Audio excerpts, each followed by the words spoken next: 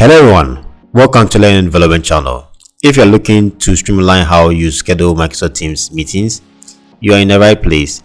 Today I'll show you how to create Teams meeting invite directly from Power Automate. So let's get started. So our main goal for this video is to create a Teams meeting invite using Power Automate. So we'll be using their template. So click on template. Then let's search for schedule meeting. Then let's select schedule Teams meeting.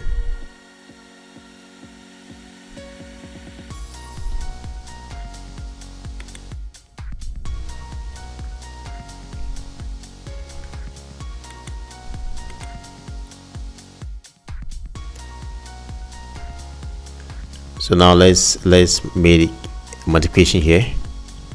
Then let's key in those fields.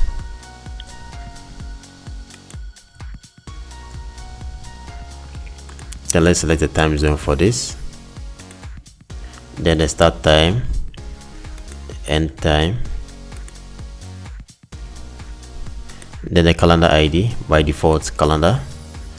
Then for more advanced options here, then let's key in the attendees ID, email ID.